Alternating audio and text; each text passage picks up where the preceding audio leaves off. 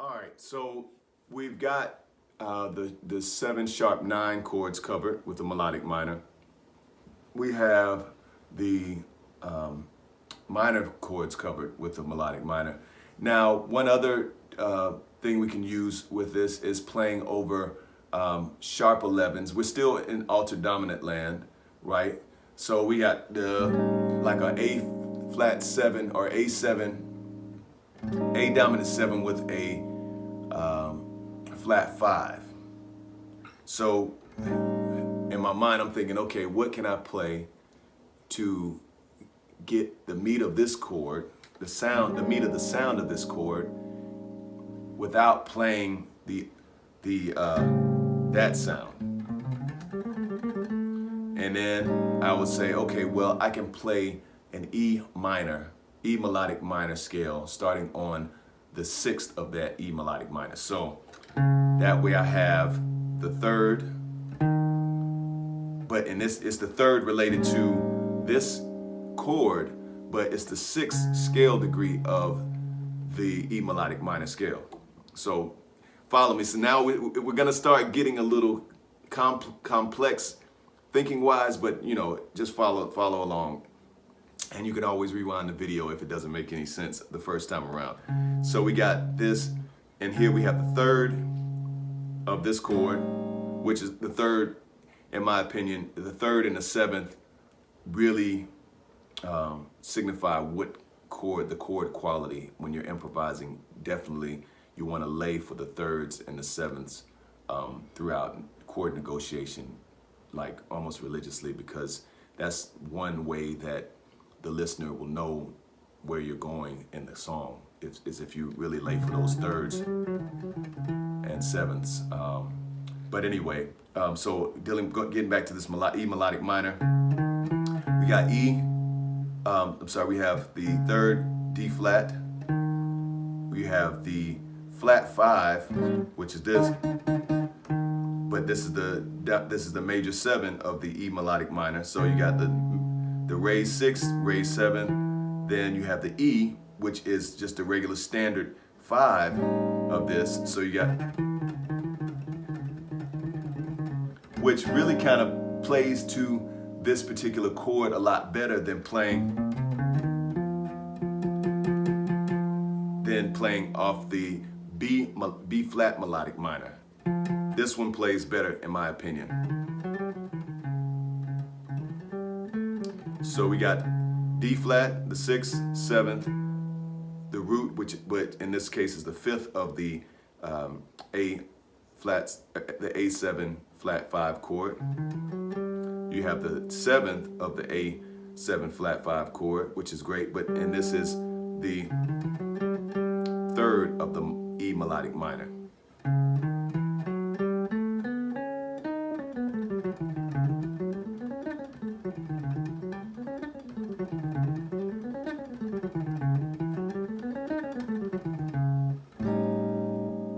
So I would once again caution you. Usually, I would venture to say, usually in most cases, you won't just sit on a flat 5, 7 flat 5 chord, maybe as long as you would vamp on a 7 sharp 9 chord. I mean, there's so many, in pop music particularly, there's so many songs that vamp on that 7 sharp 9 chord, but in my playing experience, I rarely hear people vamping on a 7 flat 5 chord as much. I mean, in pop music, you know, you can do whatever you want to do, don't get me wrong. I'm just saying this as a tidbit and to be prepared for whatever, but in most cases, you'll use this one a lot less. You'll use this concept probably a lot less than you would the other, where you're just playing the melodic minor up a half step.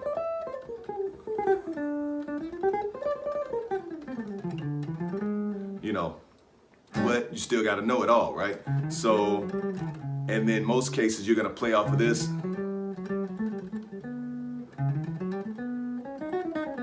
Then you're going to resolve it to either either major or minor.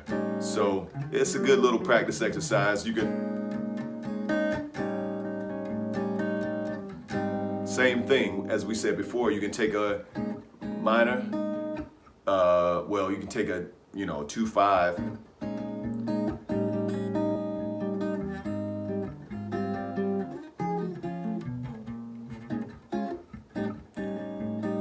and you can just make a little exercise out of it.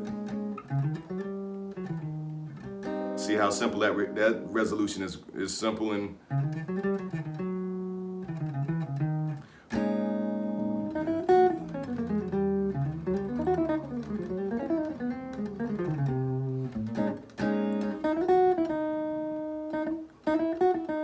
so you got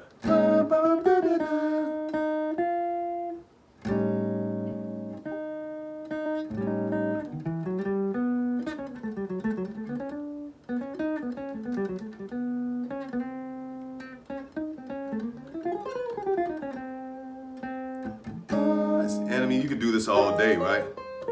That's why I have to set a timer, because it can be, your days can just fly by because there's so many possibilities,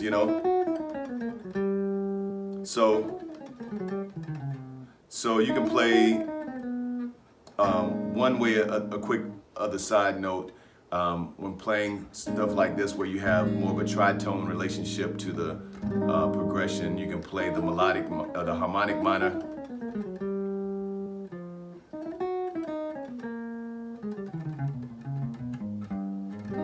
But sometimes with the harmonic minor, you miss out on additional opportunities for more tension if you play off the harmonic minor versus the melodic minor. So I would just say focus on the melodic minor more so than the harmonic. If you, for me, I started with the harmonic minor first. In hindsight, I should have studied the melodic minor first and then maybe get into the harmonic minor second, because classical theory kind of it teaches harmonic minor first and then melodic minor as the very last minor that you kind of learn.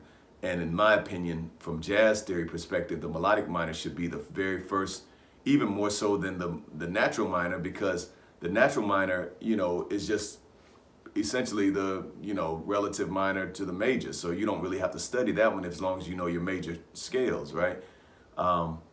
So yeah, melodic minor is definitely, to me, more important, in my opinion, than learning the harmonic minor at the beginning. Of course, you want to learn all your scales.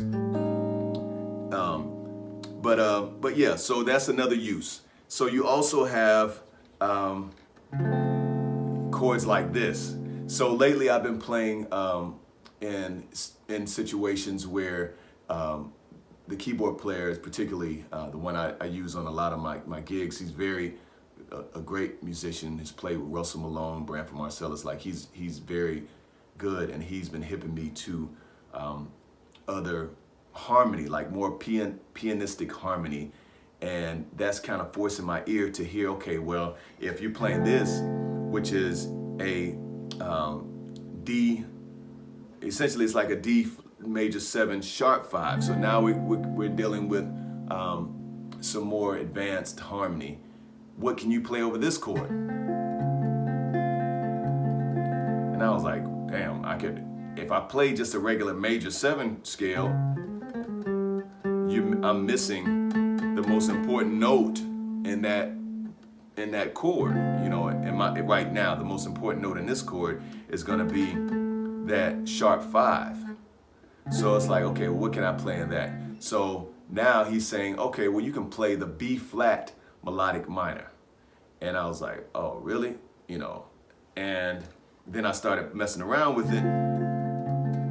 B flat melodic minor, you got, there's my sharp 5. There's my root of that D flat.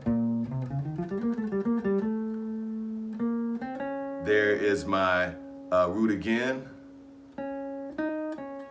So we got